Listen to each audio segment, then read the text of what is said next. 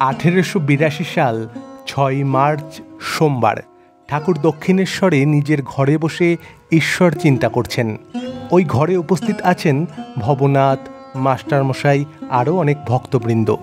আর নরেন্দ্র একটু দক্ষিণেশ্বর মন্দিরের এদিক ওদিক পায়চারি করছিলেন। ঠাকুর মাস্টারমশাইকে বললেন, তুমি নরেন্দ্রর সঙ্গে আলাপ করোগে, আমায় বলবে কীরকম ছেলে। আর ওদিকে ভবতারিণী মায়ের মন্দিরে সন্ধ্যা আরতি হয়ে গেল। মাস্টারমশাই নরেন্দ্রকে এদিক ওদিক খুঁজতে লাগলেন। কিছুক্ষণ পর ওই পশ্চিম ধারে দেখতে পেলেন নরেন্দ্র দাঁড়িয়ে আছে। নিজে থেকেই গেলেন নরেন্দ্রর সাথে আলাপ করতে। কিছুক্ষণ দুজনের মধ্যে স্বাভাবিক কথাবার্তা চলল। নরেন্দ্র বলল, আমি সাধারণ ব্রাহ্ম সমাজের ছেলে, কলেজে পড়ছি, এইসব।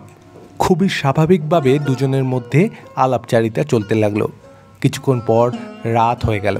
মাস্টারমশাই এবার বিদায় নেবেন, কিন্তু ঠাকুরকে না বলে তিনি তো যেতে পারছেন না। তিনি নরেন্দ্রর সাথে কথাবার্তা শেষ করে ঠাকুর শ্রী রামকৃষ্ণকে খুঁজতে লাগলেন। ঠাকুরের ঐশ্বরিক কণ্ঠে গান শুনে মাস্টারমশাইয়ের হৃদয় মুগ্ধ হয়েছে। বড় স্বাদ যে আবার ঠাকুরের মুখ থেকে গান শুনবেন। তাই ঠাকুরকে খুঁজতে খুঁজতে মাস্টারমশাই দেখলেন মা কালীর মন্দিরের একেবারে সামনে যে নাট মন্দির, যে নাট মন্দিরটা আমরা এখনও দক্ষিণেশ্বরে গেলে দেখতে পাই, সেই নাট মন্দিরে ঠাকুর পায়চারি করছেন।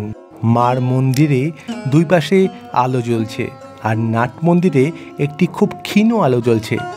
আলো আর অন্ধকারের মিশ্রণ হলে যেরকম হয়, ঠিক সেরকম। ওই নাট মন্দিরে মাস্টারমশাই দূর থেকে দেখছেন ঠাকুর শ্রী রামকৃষ্ণ স্বয়ং পায়চারি করছেন।